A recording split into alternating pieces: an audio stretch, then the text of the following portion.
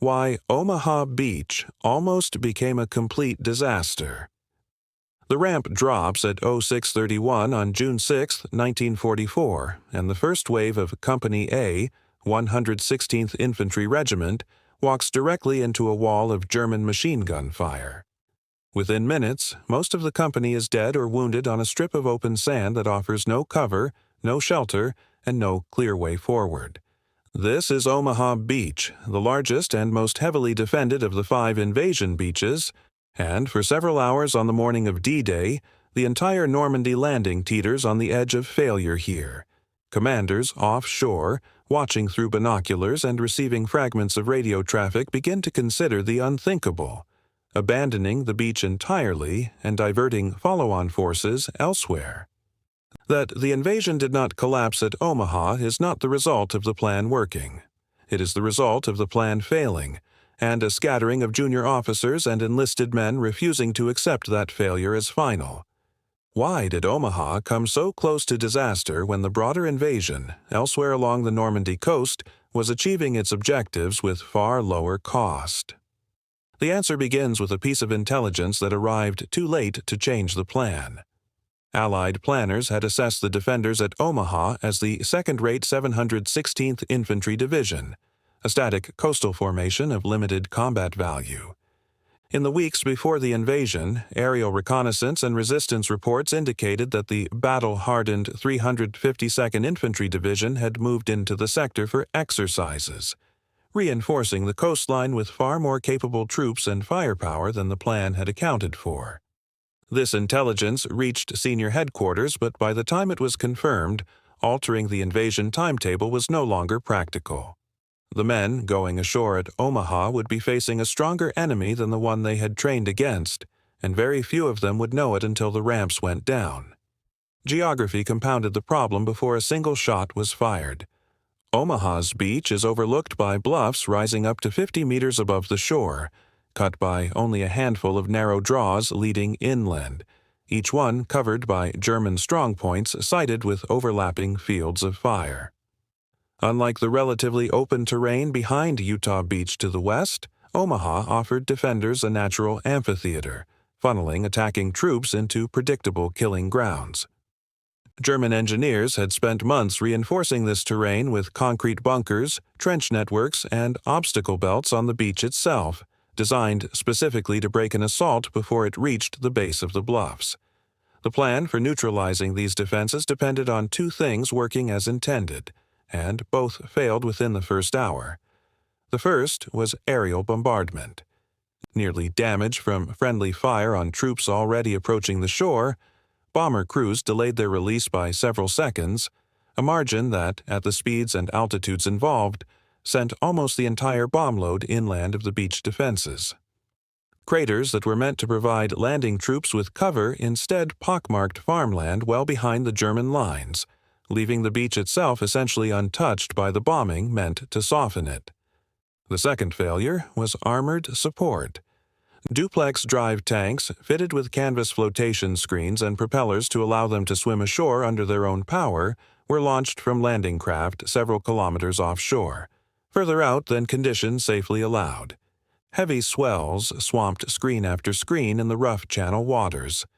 Of the tanks launched for the western half of the beach, the overwhelming majority sank before reaching the sand, taking their crews down with them. The infantry who then waded ashore did so largely without the armored support the plan had promised them. What followed was less a battle than an ordeal.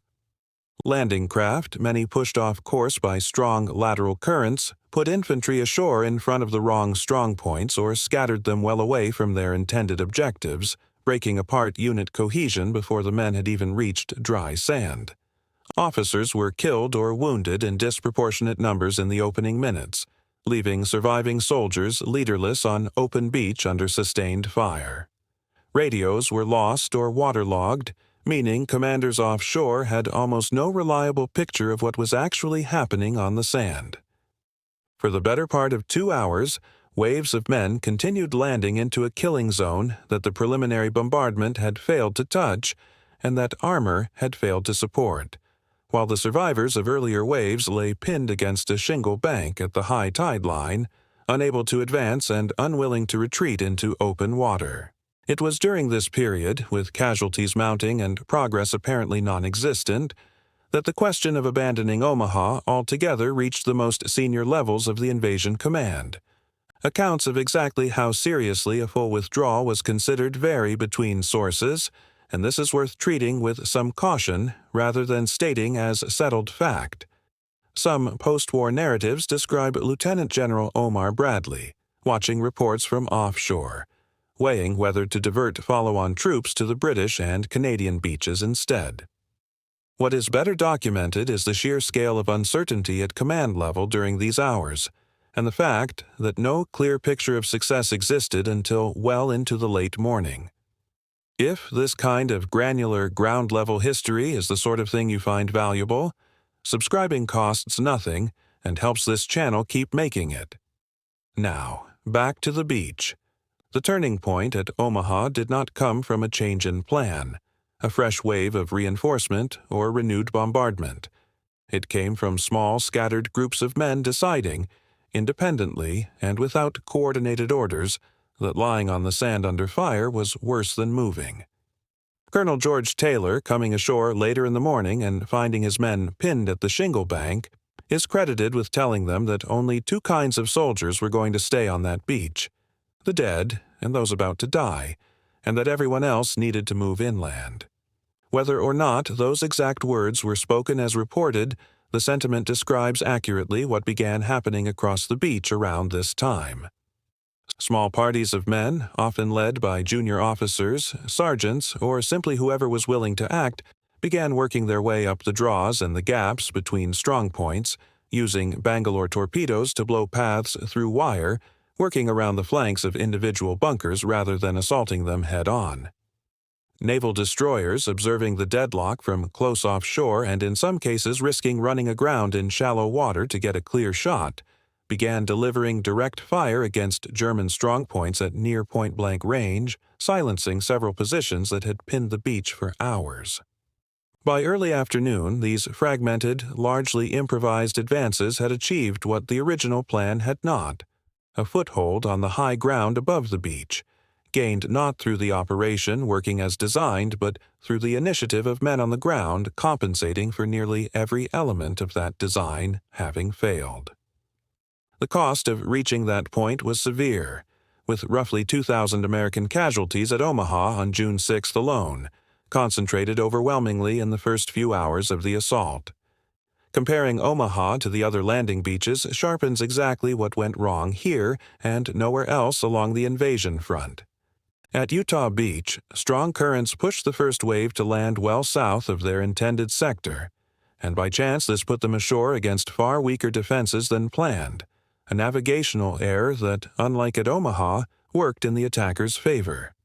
At the British and Canadian beaches further east, naval and aerial bombardment achieved considerably more of its intended effect, and specialized armor, including tanks fitted with mine flails and bridging equipment, reached the shore in far greater numbers, giving infantry the direct support that Omaha's swamped duplex drive tanks had failed to provide.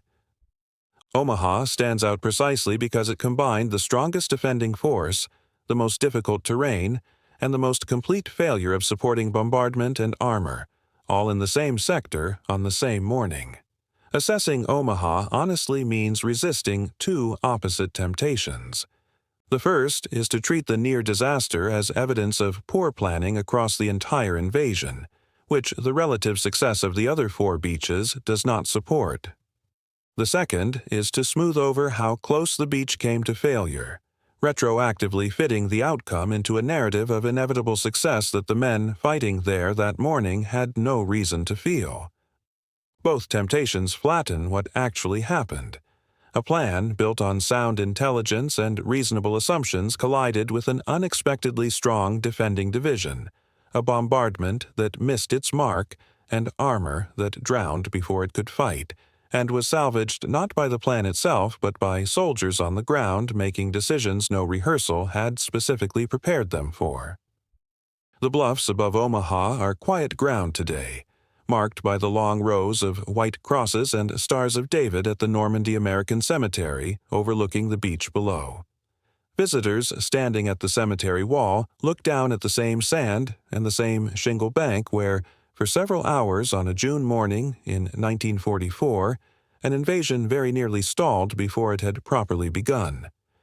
What held that morning together was not superior firepower or a plan executed as intended. It was several hundred exhausted, frightened men deciding, in small, isolated groups all along a few kilometers of open beach, that the only way out was up and forward, and then doing exactly that.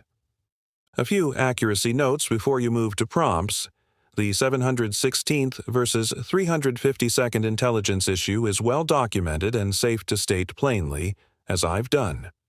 The DD tank losses. I kept this general, overwhelming majority sank, rather than citing a specific number, since exact tank loss figures for Omaha vary somewhat between sources depending on which battalion and sector is being counted.